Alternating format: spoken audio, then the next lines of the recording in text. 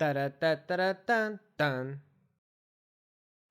In the previous episode, we spoke about what makes a good investment and used college and student loans as examples.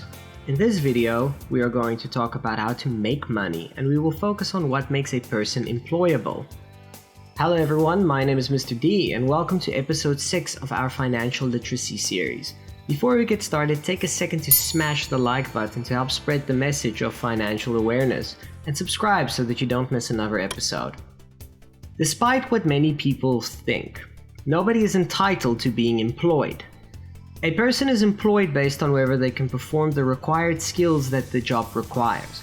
In short, when a person hires you, they are considering how useful you will be for their business. Smaller businesses who can only afford to hire 1 or 2 people will give more responsibilities to their employees with the benefit of helping you learn on the job. Larger companies will expect their candidates to focus on specific tasks and will expect a person to be well versed how to perform these tasks.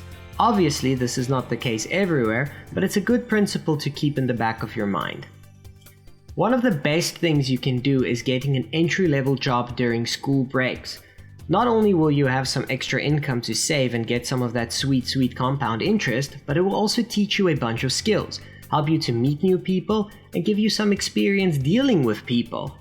These are the things recruiters look for when they ask people if they have prior work experience.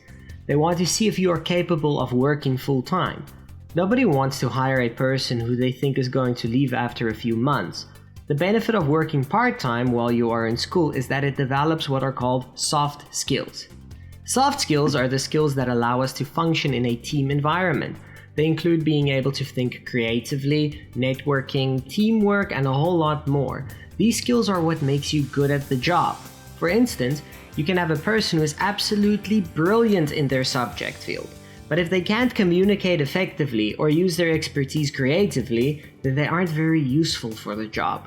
A more personal example would be some teachers who I have met who are absolutely brilliant in English literature, but they have a tough time communicating this knowledge when teaching their younger students. They are brilliant in their field, but they lack communication and creativity when engaging their students.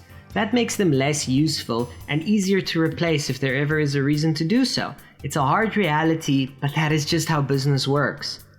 It's also worth understanding that many businesses have many expenses and can't afford to hire people who might not be a good fit.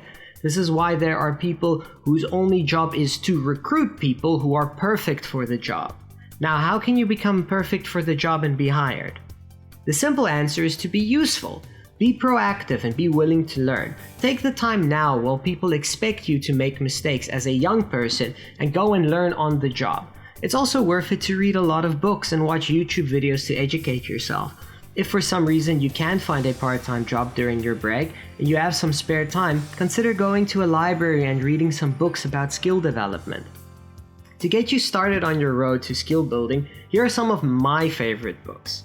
How to Win Friends and Influence People by Dale Carnegie. This is a classic when it comes to effective communication. Elon Musk, Tesla, SpaceX, and the Quest for a Fantastic Future. Written by Ashley Vance, this biography is inspirational and can give you some insight into what it's like to achieve some big dreams. The Alchemist by Paulo Coelho. This is a fiction book, but it's a beautiful story about adventure and finding your destiny. It's perfect for anyone who has some wanderlust in them and is unsure about what career they want to pursue. And finally, 0 to 1, Notes on Startups or How to Build the Future by Peter Thiel. So Peter Thiel is an interesting character. He's one of the co-founders of PayPal along with Elon Musk, and he's a serial entrepreneur.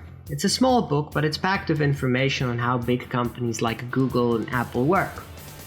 So just a disclaimer, by clicking on the links in the description and buying any of these books, you will be directly supporting this channel, and I appreciate it very much.